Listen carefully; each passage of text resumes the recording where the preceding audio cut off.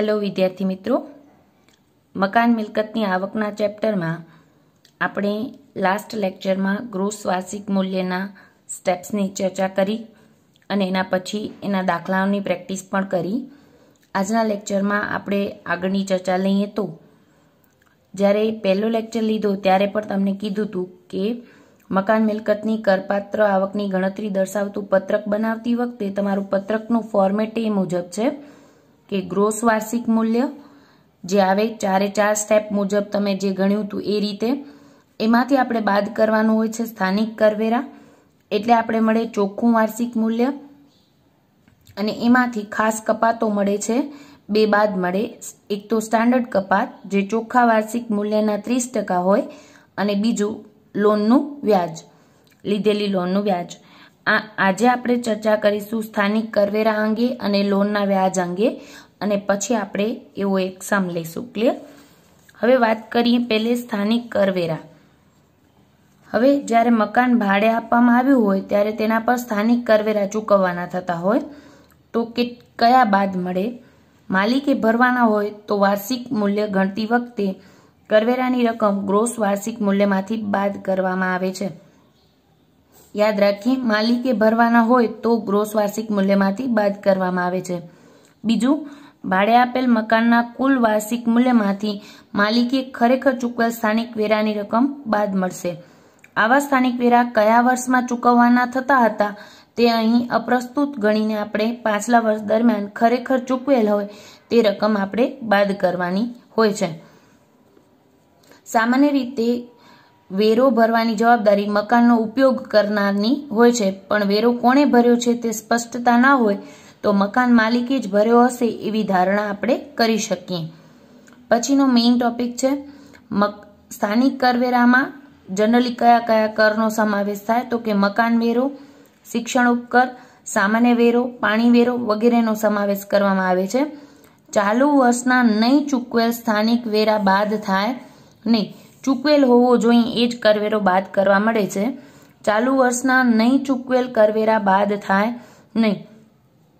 याद राखो कि अगाउना पाछला वर्षोनो बाकी स्थानिक करवेरो चालू वर्षे चूकव्यो होय तो ते पण बाद थाय।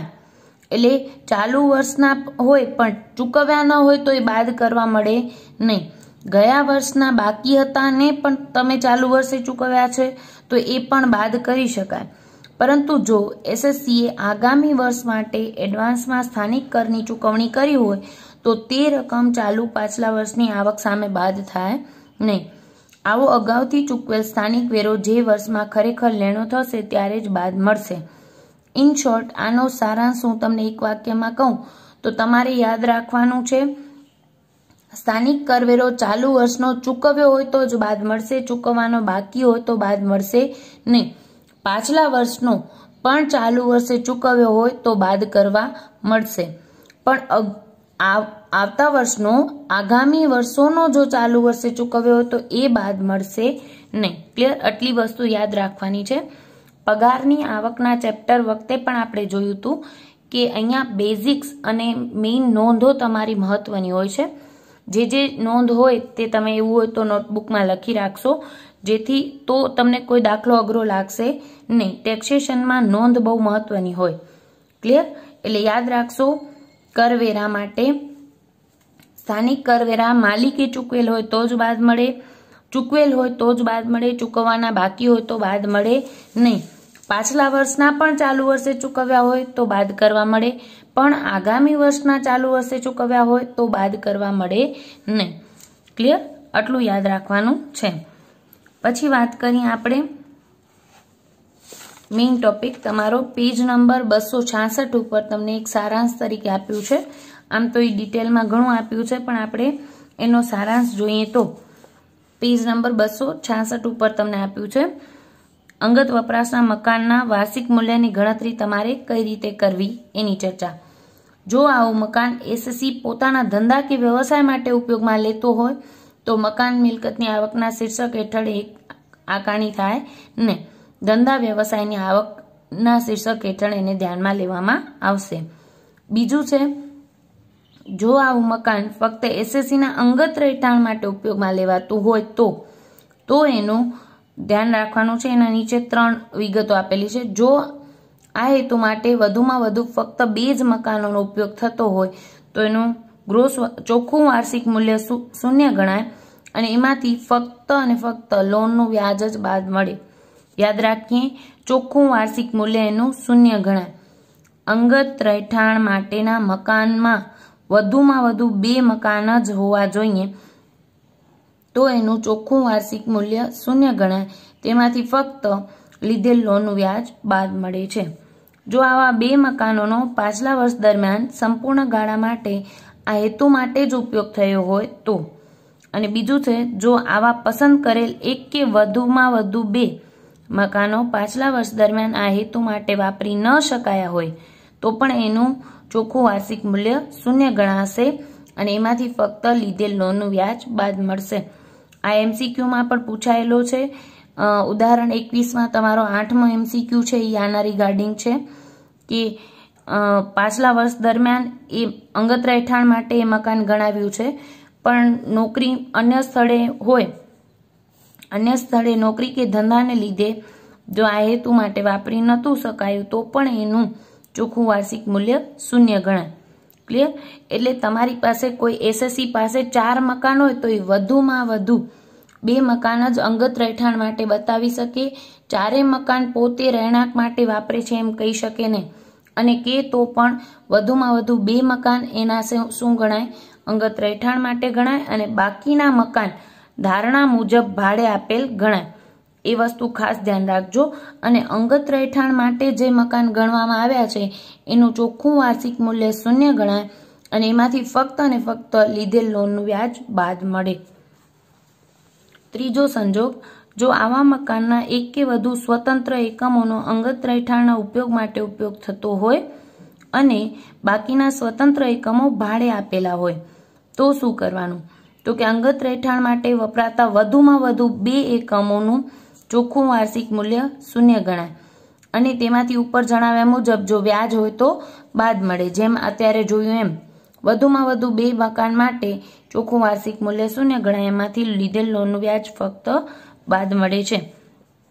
અને બાકીના જે સ્વતંત્ર એકમો હોય એમાં આવક ભાડે આપેલ મકાન તરીકેની ગણતરી કરવામાં આવશે.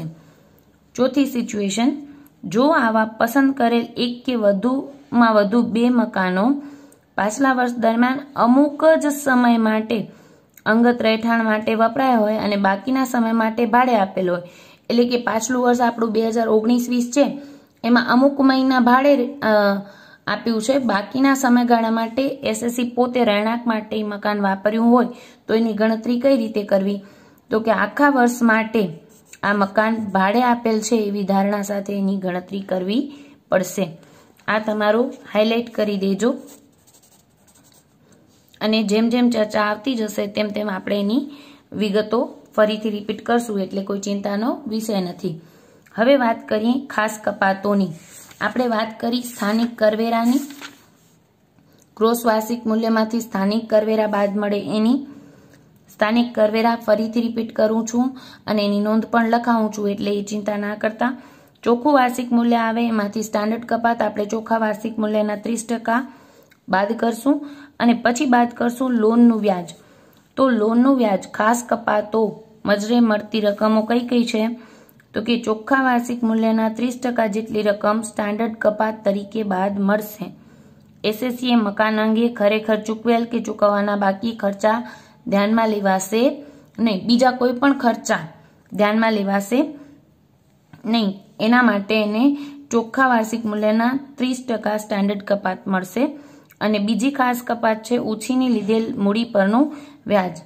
એ ચાલુ વર્ષનું અને બાંધકામ પૂરું થયા પહેલાનું મકાન ખરીદી, બાંધકામ, સમારકામ અને પુનઃ બાંધકામ માટે જ. જો લોન આ 4 પર્પઝ માટે લીધી હોય તો જ બાદ મળે. પહેલી સિચ્યુએશન મકાન ખરીદી માટે લીધી હોય લોન, કે બાંધકામ માટે લીધી હોય, કે મરામત કે સમારકામ માટે લીધી હોય અથવા તો પુનઃ બાંધકામ માટે લીધી હોય. આ 4 પર્પઝ માટે જો લોન લીધી હોય તો એનું વ્યાજ બાદ મળે છે. અને આ વ્યાજની રકમ ચૂકવવાની બાકી હોય તો પણ બાદ મળે. યાદ રાખજો, સ્થાનિક વેરા ચૂકવેલ હોય તો જ બાદ મળે. પણ લોનનું વ્યાજ ચાલુ વર્ષનું હોવું જોઈએ, એ પછી ચૂકવવાનું બાકી હોય તો પણ બાદ મળે. એટલે અહીંયા જે ટોપિક બોલું છું એના ઉપર ખાસ ધ્યાન રાખજો અને જરૂર જણાય ત્યાં નોંધ લખી લેશો, કારણ કે એ બંનેમાં માઇનોર તફાવત છે અને વિદ્યાર્થીઓ ત્યાં ભૂલ કરતા હોય છે. સ્થાનિક કરવેરામાં ચૂકવેલ હોય તો જ બાદ મળે, પછી પાછલા વર્ષના હોય તો પણ ચાલુ વર્ષે ચૂકવ્યા હોય તો બાદ મળે. ક્લિયર? જ્યારે લોનના વ્યાજમાં ચાલુ વર્ષનું હોય તો જ બાદ મળે, પાછલા વર્ષનું ચાલુ વર્ષે ચૂકવીએ તો બાદ મળે નહીં. અને બીજું, ચાલુ વર્ષનું છે પછી એ ચૂકવવાનું બાકી છે તો પણ બાદ મળે. અને લોનના વ્યાજની પેજ નંબર 267 પરની બધી જ જોગવાઈઓ તમે નોટબુકમાં એવું હોય તો લખી લેશો. નોંધ મોસ્ટ આઈએમપી. પહેલી નોંધ, આ ચારે હેતુમાંથી કોઈ પણ હેતુ માટે લીધેલ લોન પરત કરવા માટે નવી લોન લીધી હોય તો તેનું વ્યાજ પણ કપાત તરીકે બાદ મળે. 4 હેતુ કયા? તો કે મકાન ખરીદી માટે લીધી હોય, મકાનના બાંધકામ માટે, સમારકામ માટે કે પુનઃ બાંધકામ માટે લોન લીધી હોય અને એ લોન પરત કરવા માટે નવી લોન લીધી હોય તો એનું વ્યાજ પણ કપાત તરીકે બાદ મળશે. બીજું, મિલકતની ખરીદી કે બાંધકામ માટે નાણાં ઉછીના લીધા હોય અને તે અંગે મિલકતની ખરીદી કે બાંધકામ પૂરું થયા તારીખથી અગાઉની 31મી માર્ચ સુધી કે લોન પરત કર્યા તારીખ સુધી, જે આ 2 તારીખમાંથી જે પહેલી આવે એ તારીખના સમયનું વ્યાજ ખરીદી કે બાંધકામ પૂરું થયાના પાછલા વર્ષ અને પછીના 4 વર્ષોમાં, આમ દર વર્ષે 1/5 ભાગ એ વર્ષ અને પછીના 4 વર્ષ, એમ ટોટલ 5 વર્ષોમાં દર વર્ષે 1/5 ભાગ કપાત તરીકે બાદ મળશે. આ બીજો ટોપિક હાઇલાઇટ કરજો. જેવો ટોપિક એ આવશે સમમાં ત્યારે આપણે એની ડિટેલમાં ચર્ચા લેશું. આવું વ્યાજ ચૂકવવાનું બાકી હોય તો પણ બાદ મળે, જે આપણે ચર્ચા કરી. મેઇન હાઇલાઇટ કરજો, બાકી વ્યાજ પરનું વ્યાજ કપાત તરીકે બાદ મળશે નહીં. તમે જો સમયસર વ્યાજ નથી ચૂકવતા તો વ્યાજ પર જે વ્યાજ ચૂકવવું પડે એ બાદ મળશે નહીં. જે જમીન પર મકાન બંધાવેલ છે તે જમીન ખરીદવા માટે લીધેલ લોનનું વ્યાજ પણ મજરે મળશે. અને છઠ્ઠું અને છેલ્લું છે, લોન મેળવવા અંગે ચૂકવેલ કમિશન કે દલાલી ખર્ચ કપાત તરીકે બાદ મળશે નહીં. ક્લિયર? લોન લેવા માટે જે ખર્ચા કર્યા છે એ બાદ મળે નહીં, લોનનું વ્યાજ જ બાદ મળે અને એ ઉપર જણાવ્યું એ રીતે બાદ મળે. હવે વાત કરી અંગત રહેઠાણના. આપણે આગળ વાત કરી કે અંગત રહેઠાણ માટેના મકાન માટે ગણતરી કઈ રીતે થાય છે, તો કે એનું ચોખ્ખું વાર્ષિક મૂલ્ય શું ગણાય? 0 ગણાય. એમાં સ્થાનિક કરવેરા આવે નહીં, ગ્રોસ વાર્ષિક મૂલ્ય માઇનસ સ્થાનિક કરવેરા કરવા પડે નહીં, ચોખ્ખું વાર્ષિક મૂલ્ય 0 ગણાય અને એમાંથી ફક્ત લીધેલ લોનનું વ્યાજ બાદ મળે. તો એ કેટલું વ્યાજ બાદ મળે એની વાત કરીએ તો, જો મકાન પુનઃ બાંધકામ કે મરામત માટે લેવામાં આવી હોય લોન તો 30,000 સુધીની, વધુમાં વધુ 30,000 સુધીની રકમ વ્યાજ તરીકે બાદ મળે. અને જો લોન ખરીદી કે બાંધકામ માટે લીધી હોય તો 1,499 કે એના પછી લીધી હોય તો વધુમાં વધુ 2 લાખ બાદ મળશે. 1,499 પહેલા લીધી હોય તો વધુમાં વધુ 30,000 બાદ મળશે. ક્લિયર? અત્યાર સુધીની જે ચર્ચા લીધી એની નોંધ તમે આ બધી નોંધ તો જોઈ જ લેશો, પણ એની નોંધ મેં ઓલરેડી લખી રાખી છે. જે બોલું છું અને તમને એ નોંધ નોટબુકમાં ઉતારવાની છે ખાસ. આજના બંને મહત્વના ટોપિક, એક સ્થાનિક કરવેરા અને લોનનું વ્યાજ, એની નોંધ તમે ખાસ લખશો. ક્લિયર? આ લખ્યું તો તમને આગળના બધા જ દાખલા સહેલા લાગશે. પહેલે લઈ લઈએ સ્થાનિક કરવેરા. ચાલુ વર્ષે માલિક દ્વારા ચૂકવેલ સ્થાનિક કરવેરા ગ્રોસ વાર્ષિક મૂલ્યમાંથી બાદ મળે છે. હવે અહીંયા મેઇન ટોપિક શું છે? ચાલુ વર્ષે માલિક દ્વારા અને ચૂકવેલ, આ 3 શબ્દ યાદ રાખવાના છે. ચાલુ વર્ષે ચૂકવેલા હોવા જોઈએ, ચૂકવવાના બાકી, ચાલુ વર્ષે ચૂકવ્યા હોવા જોઈએ, બરાબર? ચૂકવેલ હોવા જોઈએ, ચૂકવવાના બાકી હોય તો બાદ મળે નહીં. અને માલિક દ્વારા ચૂકવેલા હોવા જોઈએ, ભાડુઆત દ્વારા ચૂકવેલ હોય તો પણ બાદ મળે નહીં. એટલે ઇન શોર્ટ, ચાલુ વર્ષે જેટલા પે કર્યા હોય એ બધું જ બાદ મળે છે. અને મેં તમને આગળ પણ યાદ દેવડાવ્યું હતું જ્યારે આપણે નોંધ વાંચી ત્યારે, ચાલુ વર્ષના હોય તો ચૂકવ્યા હોય તો બાદ મળે, ચૂકવવાના બાકી હોય તો બાદ મળે નહીં. પાછલા વર્ષના હોય, ચાલુ વર્ષે ચૂકવ્યા હોય તો બાદ મળે. એટલે ચાલુ વર્ષે ચૂકવ્યા છે એટલા બધા જ બાદ મળે. પાછલા વર્ષના બાકી હોય 4 વર્ષના ને તમે ચાલુ વર્ષે ચૂકવો છો તો પણ બાદ મળશે. પણ આગામી વર્ષોના હોય તો એ બાદ મળે નહીં. ગયા વર્ષોના બાકી કર પણ ચાલુ વર્ષે ચૂકવ્યા હોય તો બાદ મળે. પરંતુ જો કોઈ એસએસસીએ આગામી વર્ષ માટે એડવાન્સમાં સ્થાનિક કરવેરાની ચૂકવણી કરી હોય તો તે રકમ ચાલુ પાછલા વર્ષમાં બાદ મળે નહીં. આવો અગાઉથી ચૂકવેલ કર જે વર્ષમાં ખરેખર લેણો થાય ત્યારે જ બાદ મળશે. હવે આવી જઈએ લોનના વ્યાજ. એટલે કે સ્થાનિક કરમાં તમારે યાદ રાખવાનું છે ચૂકવેલ હોવું જોઈએ, ચૂકવવાનું બાકી બાદ મળે નહીં. ક્લિયર? ચાલુ વર્ષના હોય પણ ચૂકવવાના બાકી છે પણ ચાલુ વર્ષનો ખર્ચ છે તો બાદ મળે એવું નહીં. જેમ નામામાં આપણે ચાલુ વર્ષનો ખર્ચ છે કે નહીં, પછી ભલે ચૂકવવાનો બાકી હોય તો પણ આપણે વાર્ષિક હિસાબોમાં નોંધતા હોઈએ છીએ, એમ અહીંયા થશે નહીં. એટલે ચૂકવવાનો બાકી હોય તો બાદ મળશે નહીં, ચૂકવેલ હોય તો જ બાદ મળશે. એ પછી પાછલા વર્ષનું આ વર્ષે ચૂકવ્યું હોય તો પણ બાદ મળશે, એટલું ધ્યાન રાખવાનું છે. લોનનું વ્યાજ. લોનના વ્યાજમાં ધ્યાન રાખવાનું છે ચાલુ વર્ષનું હોવું જોઈએ. ગયા વર્ષનું ચાલુ વર્ષે ચૂકવો તો બાદ મળે નહીં. પછી એ ચૂકવવાનું બાકી હોય તો પણ બાદ મળશે. લોનનું વ્યાજ ચૂકવેલ હોય કે ચૂકવવાનો બાકી હોય, ચાલુ વર્ષનું હશે એટલું બાદ મળશે. ક્લિયર? હવે વાત કરીએ લોનના વ્યાજની મહત્વની જોગવાઈ. આ તમે ખાસ લખી લેશો. એક તો અંગત રહેઠાણના મકાનની આપણે ચર્ચા કરી હતી કે અંગત રહેઠાણના મકાનમાં તમે પત્રક કઈ રીતે બનાવશો, તો કે એમાં ડાયરેક્ટ આવશે ચોખ્ખું વાર્ષિક મૂલ્ય, એનું શું ગણાય? શૂન્ય ગણાય. અને એમાંથી ફક્ત અને ફક્ત આપણે લોનનું વ્યાજ જ બાદ મળે. ત્યારે ધ્યાનમાં રાખવાનું છે અંગત રહેઠાણના મકાનના વ્યાજ, મકાન માટે લીધેલ લોનનું વ્યાજ અંગેની જોગવાઈ જોઈએ તો આપણે ખબર છે કે 4 પર્પઝ માટે એસએસસી લોન લીધી હોવી જોઈએ. કાં તો ખરીદી અને બાંધકામ માટે, અને કાં સમારકામ કે મરામત માટે, અથવા તો પુનઃ બાંધકામ માટે. હવે અંગત રહેઠાણ મકાનની લોનનું વ્યાજ આવે એટલે તમારે જોવાનું છે કે એ લોન કયા પર્પઝ માટે લીધી છે. સમારકામ કે પુનઃ બાંધકામ માટે લીધી હોય તો મેક્સિમમ 30,000 બાદ મળશે. વધુમાં વધુ, ખાસ ધ્યાન રાખજો, વધુમાં વધુ 30,000 બાદ મળશે. અને એટલે એને 28,000 હોય તો 28,000 જ બાદ મળે. એનું લોનનું વ્યાજ 28 હોય તો 28 જ બાદ મળે. વધુમાં વધુ 30,000, એને 32,000 ચૂકવ્યા હોય તો 30,000 જ બાદ મળશે. બીજું, જો ખરીદી અને બાંધકામ માટે લોન લીધી હોય તો તમારે તારીખ જોવાની છે કે 1/4/99 પહેલા લીધી છે કે 1/4/99 કે ત્યાર પછી લીધી છે.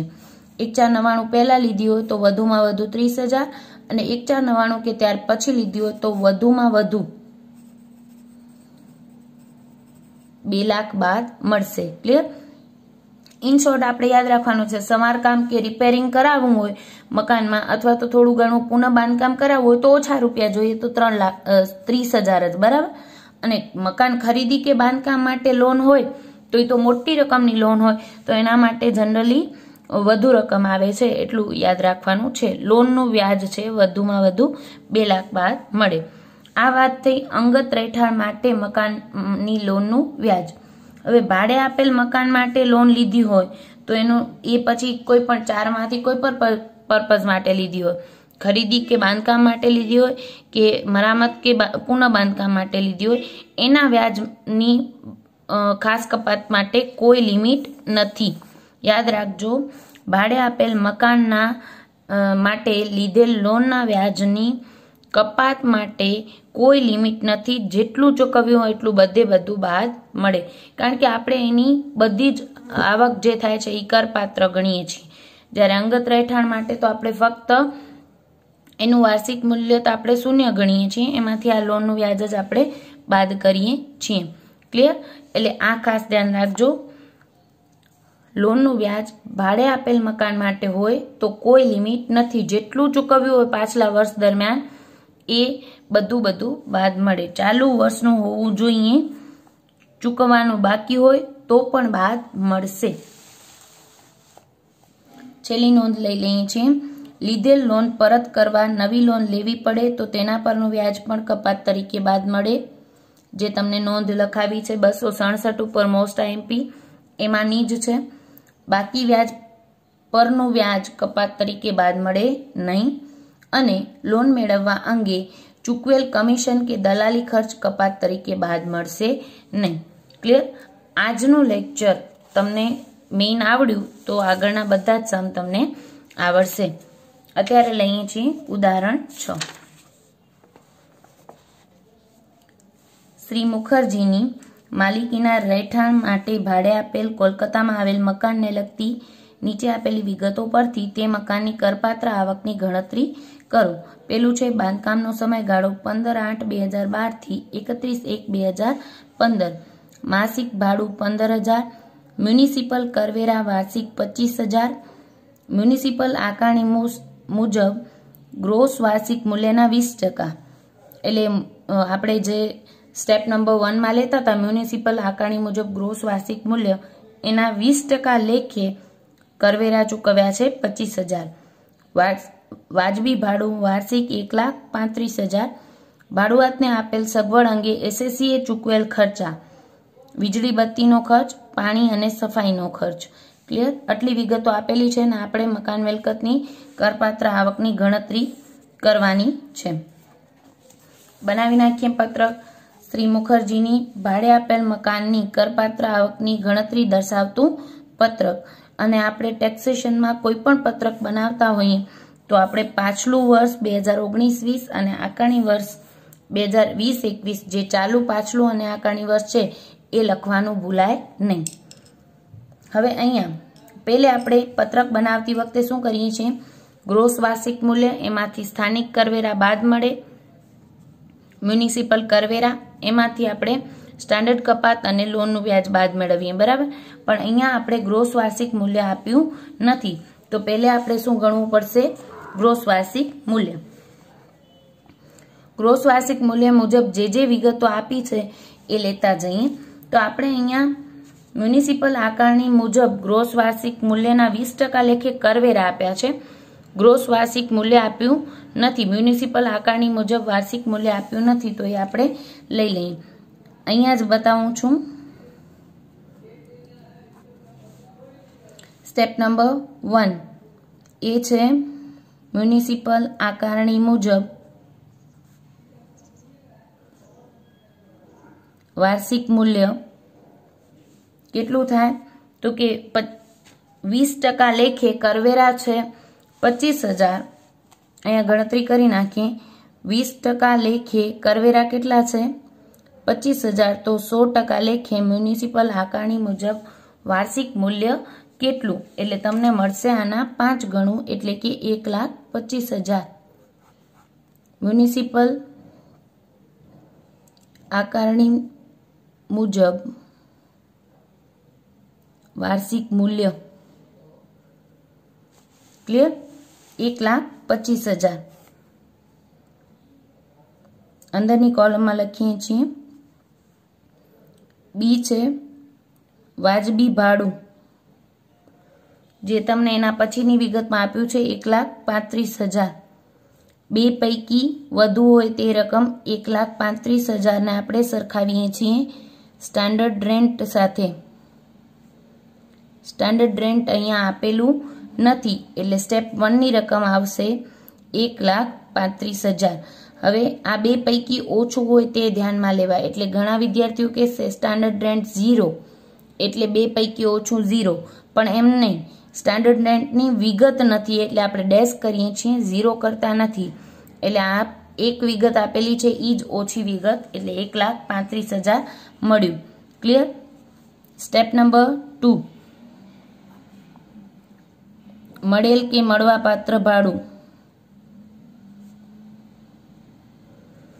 આપણે આપેલું છે વાજબી ભાડું, માસિક ભાડું આપેલું છે બીજી વિગતમાં 15,000 ગુણ્યા 12 એટલે આપણે મળશે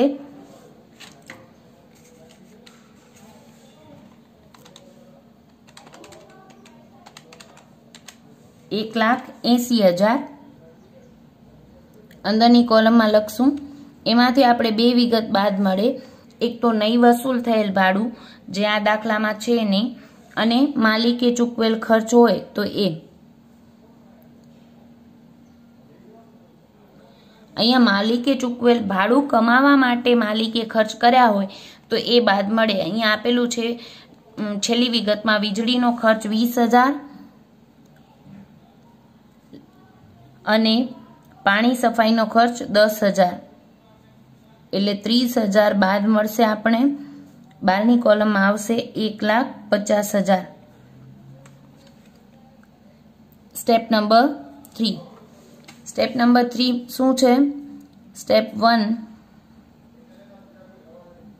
અને સ્ટેપ 2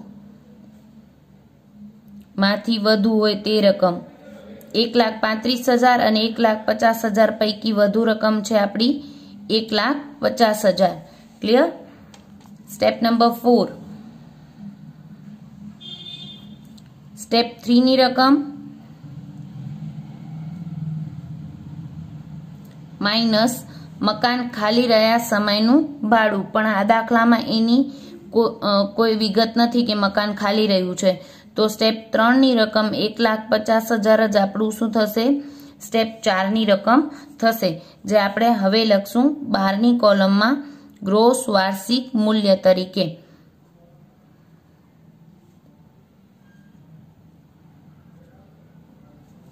ક્લિયર? આ મળ્યું ગ્રોસ વાર્ષિક મૂલ્ય।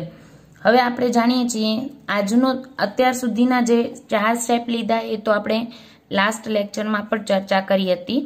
આજનો જે ટોપિક છે એ હવે સ્ટાર્ટ થાય છે કે ગ્રોસ વાર્ષિક મૂલ્યમાંથી આપણે બાદ કરવા મળે સ્થાનિક કરવેરા। મ્યુનિસિપલ કરવેરા વાર્ષિક આપ્યા છે 25,000, એ આપણે બાદ મળશે, એટલે બાદ કરશું એટલે 1,50,000 માંથી 25 જાય એટલે 1,25,000, જેને આપણે કહેશું ચોખ્ખું વાર્ષિક મૂલ્ય। 4 સ્ટેપ મુજબ જે ગણી આવીએ છીએ એને આપણે કહીએ છીએ ગ્રોસ વાર્ષિક મૂલ્ય, અને એમાંથી સ્થાનિક કરવેરા બાદ કરીએ એટલે આપણે મળે ચોખ્ખું વાર્ષિક મૂલ્ય 1,25,000। એમાંથી ખાસ કપાતો બાદ મળશે। ખાસ કપાતો બે છે, પેલી છે સ્ટાન્ડર્ડ કપાત, જે ચોખ્ખા વાર્ષિક મૂલ્યના 30% બધા જ એસએસસી ને મળે 1,25,000 ગુણ્યા 30%। એ પછી એને બીજા ખર્ચા કોઈ કર્યા હોય એ પછી બાદ મળે નહીં, 37,500। અને લીધેલ લોનનું વ્યાજ જે આ દાખલામાં છે નહીં તો લોનનું વ્યાજ પણ બાદ મળે। આપણે રકમ વાંચી ત્યારે એવો કોઈ ટોપિક હતો નહીં, તો આને બહારની કોલમમાં લખી નાખીએ 37,500। આ કપાત છે એટલે બાદ કરી નાખીએ,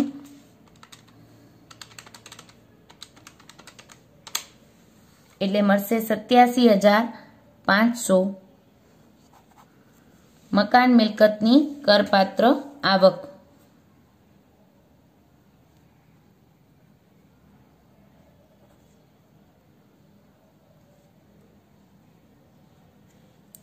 ક્લિયર? લોનના વ્યાજનો ટોપિક આવી જતો હોય એવો દાખલો આપણે નેક્સ્ટ લેક્ચરથી લેશું। Thank you.